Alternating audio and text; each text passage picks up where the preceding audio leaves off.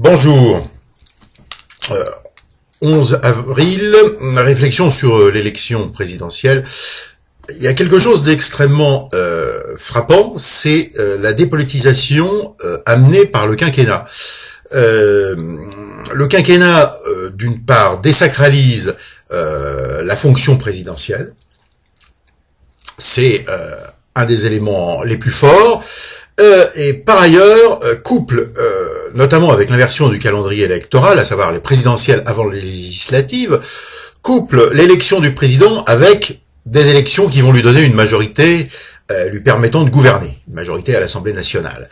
Or, il se trouve que tout cela amène l'électeur à considérer qu'au fond, ça ne vaut pas la peine de voter pour un candidat au présidentiel qui ne puisse pas se faire donner aux élections législatives suivantes une majorité lui permettant de gouverner. Donc au final, la présidentielle se fait moins sur le choix d'hommes et de projets politiques que sur un choix du moindre mal, c'est-à-dire au fond celui qui, toute chose égale par ailleurs, le système étant ce qu'il est, les forces politiques étant ce qu'elles sont, correspond à l'aspiration des électeurs. Donc, les gens votent Hollande par anti-sarkozysme, les sarkozystes voteront Sarkozy, bien qu'étant déçus par Sarkozy, mais pour faire barrage à Hollande et à la gauche.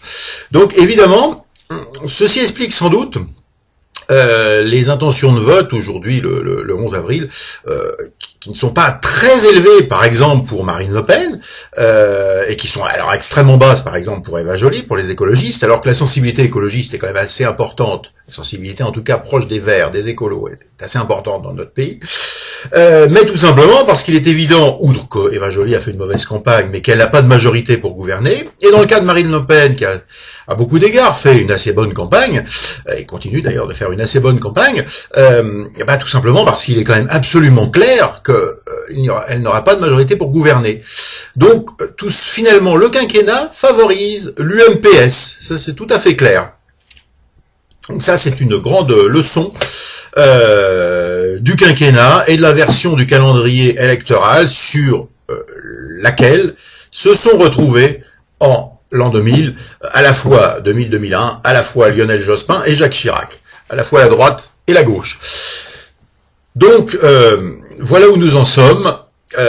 Il est aussi probable, ça c'est quelque chose qui a été observé systématiquement en 2002, en 2007, et qui le sera sans doute en 2012, que les partis dont le candidat au présidentiel aura fait néanmoins un assez bon score, feront un score beaucoup plus faible aux législatives. Et ceci, c'est à craindre pour le Front de gauche de Jean-Luc Mélenchon et pour le Front national de Marine Le Pen. Alors, bien entendu, il n'y a pas de symétrie, puisque le Front de gauche, c'est quand même un vote qui est très clairement censé se reporter sur François Hollande, et ça sera le cas, y compris pour les consignes de Jean-Luc Mélenchon, qui appellera à faire barrage à Nicolas Sarkozy et à voter Hollande. Par contre, ça ne sera pas le cas pour Marine Le Pen, qui est très clairement sur une ligne anti-système, refus de Sarkozy, en même temps que refus de François Hollande. À bientôt. Oui, quelle solution par rapport à la dépolitisation et la désaffection des électeurs que le quinquennat et le couplage avec les législatives produisent depuis 2002. Alors, il paraît nécessaire, et c'est une proposition que j'ai déjà faite, à mon avis, d'avoir un second tour beaucoup plus ouvert au présidentiel. Le second tour devrait être ouvert à tous les candidats ayant fait plus de 10% des voix. Alors, je pense que c'est de nature à limiter l'abstention et à limiter la fausse opposition droite-gauche, puisqu'en fait on a à la fois une fausse droite et une fausse gauche, toutes deux mondialistes, qui s'affrontent, et je pense que l'ouverture du jeu, à tous les candidats ayant réalisé plus de 10% des suffrages exprimés, serait souhaitable. Deuxième proposition, à défaut de revenir au septennat, ce qui serait certainement souhaitable, deuxième proposition, coupler le même jour le premier tour des présidentielles avec le premier tour des législatives et le second tour des présidentielles avec le second tour des législatives. Ça paraît tout à fait possible, et en introduisant aussi aux législatives le même principe, possibilité de se maintenir au second tour à tous les candidats qui ont obtenu plus de 10% des suffrages exprimés.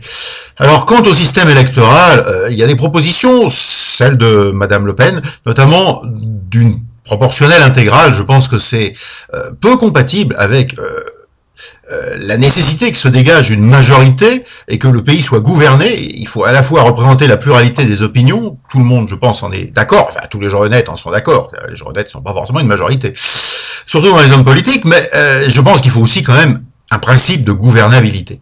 Alors, il me semble qu'il faut un autre système. L'un d'entre eux pourrait être soit une proportionnelle avec prime majoritaire, dans le cadre des régions, soit, qui serait, je pense, assez simple, 50% des sièges à la proportionnelle, dans un cadre régional, et 50% des sièges au scrutin majoritaire à un seul tour. Donc, proportionnel à un seul tour, régional, et scrutin majoritaire à un seul tour, à l'anglaise, donc sur la base, bien entendu, de circonscription. À bientôt.